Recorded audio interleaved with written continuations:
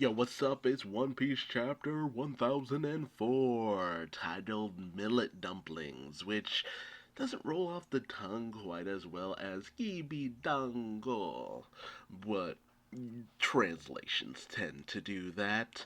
But we open up with a nice little cover page of Chopper stuffing his cheeks with some Rumble Ball candy with a monkey and a squirrel. It's cute, it's nice, but we're moving on to the real crux of the story. Knowing the title of this chapter, of course, you know it's all about Tama and the havoc that she is helping to wreak on Onigashima. As she got with Lady Speed, the half horse centaur woman of the Animal Kingdom Pirates headliners, and Speed has been going around handing out Tama's kibi dangos to the various different headliners in order to convert them to their side. See, it was actually Speed who Tama talked into allowing her to go to the Battle of Onigashima.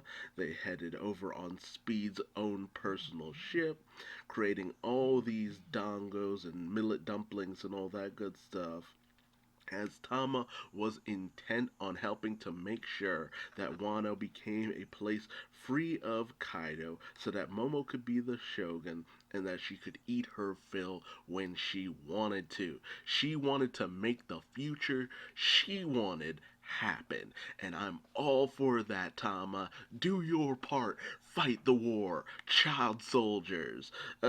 On second thought, no, don't do that. But she got the help of Gazelleman and his speedy abilities running around, as well as Daifugo, who can run on ceilings and walls and all that good stuff. So they've just been running around stuffing people, well, headliners, faces with all these dango. And since it all works on them, you can slowly have all these forces turned over under the side of Tama. So as we cut back to Frankie going at it with Sasaki, he's dodging, he's dipping, he's grappling with Sasaki left and right. Frankie isn't on the back foot, but it is a challenging time because Sasaki is just so tough.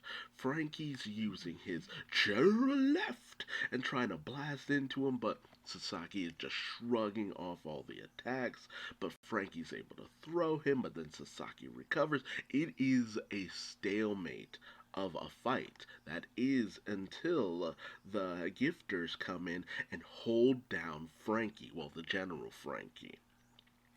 And because of that, it starts to look like Frankie's going to be run through.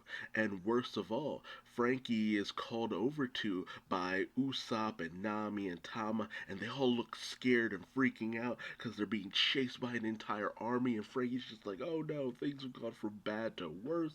Sasaki's just like, yes, more gifters block the way behind you. We have the advantage in numbers. Only for Tama to say, not anymore, you don't. Only for it to be revealed that it was all a ploy. Nami, Usopp, Tama, they were all in on it. It's just like, no, these are our forces. As the gifters are just coming in, as Thomas tells them, help Franco Franosuke, his Japanese Wano name. And, all of the gifters come and take out the gifters who were holding on to Frankie. And because of that, Frankie's able to dodge out of the way as Sasaki comes pummeling through all of them. And, with that, Sasaki's just like, wait, what is going on?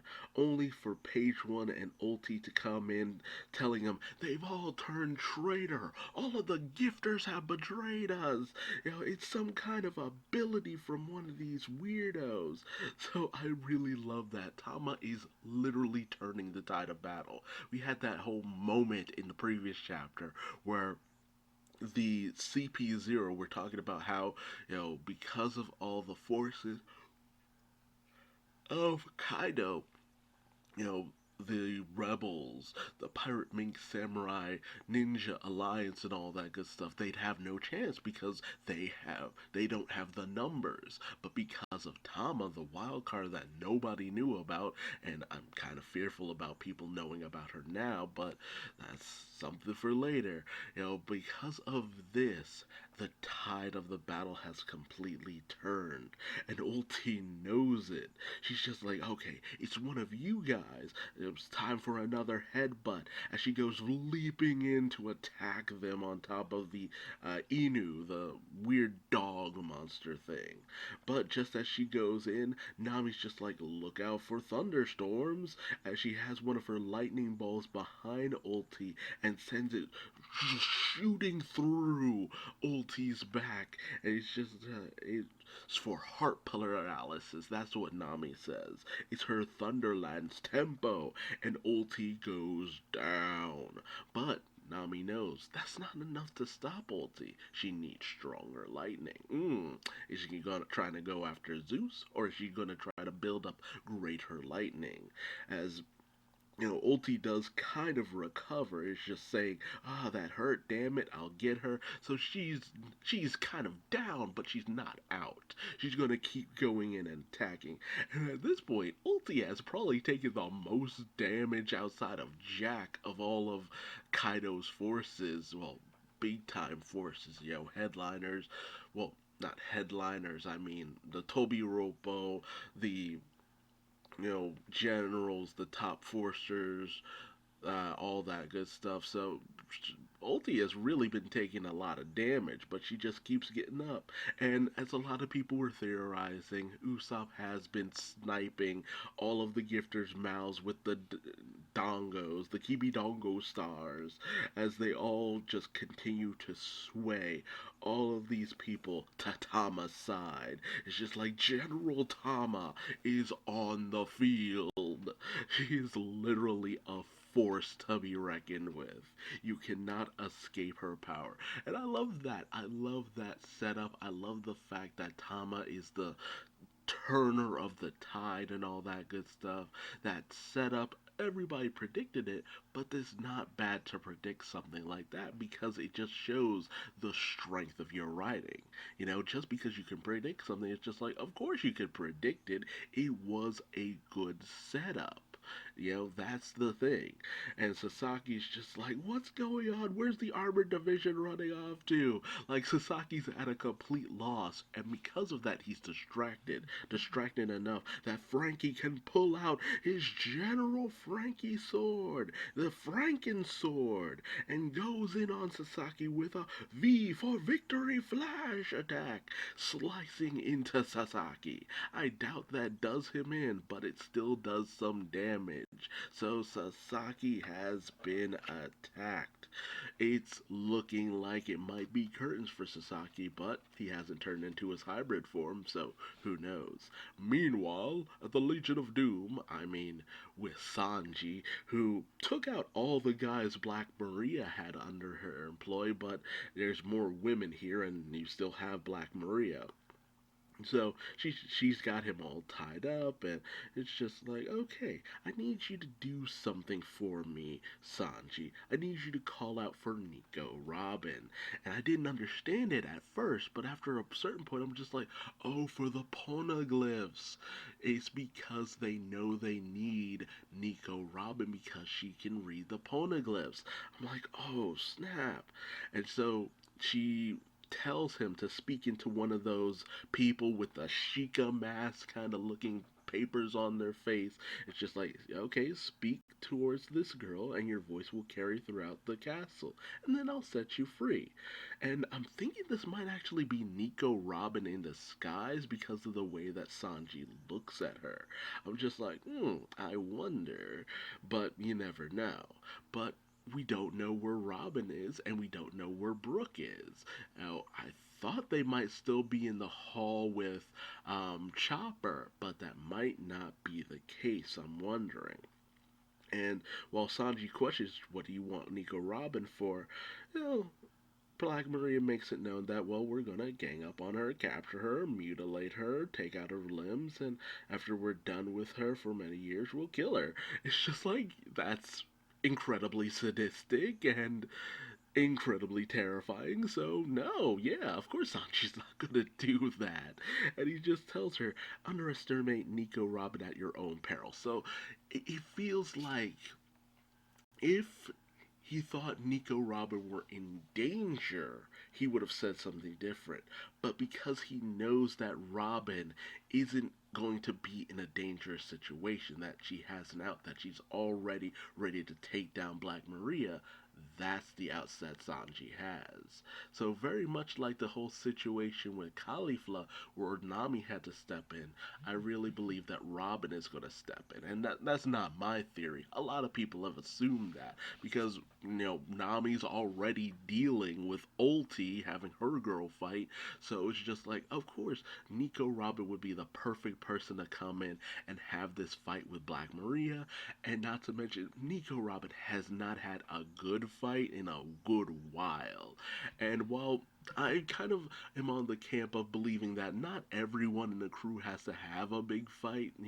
Honestly, I don't feel that way because they have other purposes within the storyline.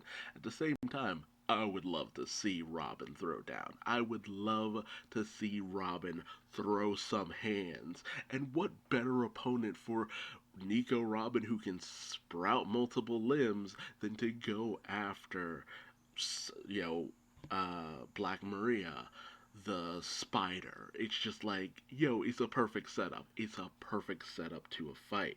But all of this interrupted as Bao Wong announces, I have found the 9 red scabbards. They've escaped from the roof, bruised and bloody, but still breathing. I love that alliteration. Thank you, translator. They are located beneath the roof in the treasure repository of the 2nd floor. And King hears that. It's just like, so they escaped from Kaido. I want them dead, but I'm a little busy. I guess he's still dealing with Marco. So he's just like, anybody else can go up there. Go up there and kill the samurai. So the person with the Sheikah mask, because he looks like a Sheikah mask, I'm just going to keep calling it that. And the person says, hey, did you hear that, Black Maria? So Black Maria says that, okay, I'll go King. The location is the 2nd floor. You want me to finish them off? And so she gets ready to head out. And Sanji, only just knowing about what's been happening, is just like, Kinemon, oh God, he's down. What? No, do not go up there. Don't do it. So Sanji's kind of freaking out. And I'm kind of wondering, is that part of the ploy, or is he actually scared? I really am wondering. And Bao Wong makes it known that, yeah, but there's not 9 of the 9 red scabbards. There's a 10th person up there, and they seem to be treating the samurai's wounds. Go quickly and kill. Someone is there. And you see the shadow of someone just helping out. And because of the way something falling off of their head kind of looks, I've heard so many theories. Oh, it's Fukurokuju. And I'm just like, that does not look like Fukurokuju. It's Eneru. I'm like, why would Eneru be involved in this story at this point? And it's just like, no, it's Hiyori. It's obviously Hiyori. Her bangs fall like that, and when you see her silhouette in the panel above where the bang is falling down, she's got like Hiyori's kind of bun going on. So it's obviously Hiyori. It's just like, it makes sense. This is the perfect time for her to arrive because it's just like she hasn't been involved with the story for all this time. And I'm just like, knowing Hiyori, knowing what we know about Hiyori, I just could not see her not being involved in the fight. Although it does make me wonder, what did she end up doing with um Toko? Oh yeah, what did she do with Toko? Did she leave her behind? Is she on the boat with some of the other headliners? I am wondering about that because I thought that's one of the reasons why she stayed behind. Although then again, she could have always left Toko with the Tengu dude or something like that. So we'll see. It would make, again, it makes perfect sense for it to be Hiyori, especially with her relationship with the Scabbers and all that good stuff. It makes utter sense. It just makes sense to me, and I can't wait to find out in 2 weeks. We're on break, but it was a good chapter. It was a decent chapter. We got to see how the battles were going. Yeah, we don't get to see Kaido's hybrid state, but at the same time, it was the perfect time to transition away. We had been on it for a solid, 4 chapters of just Luffy throwing down with Kaido, Luffy and the gang throwing down with Kaido and Big Mom, and it's just like, yeah, it's a good time to just kind of cut away from that and see how everybody else has been doing. Nice stuff, good stuff. Can't wait to see more. But tell me your thoughts in the comment section below. What did you think about Tama turning the tide of the battle? What did you think about the showdown between Frankie and Sasaki? How do you think that's going to end up going? Ultis and Page One are still chasing after Nami and Usopp. Do you think they're ever going to have a real showdown there? Because Nami seems like she's got a plan in order to deal with Ulti. We'll just have to wait and see. And what do you think about the person who is helping the Scabbards? Is it Hiyori or is it Enaru or something?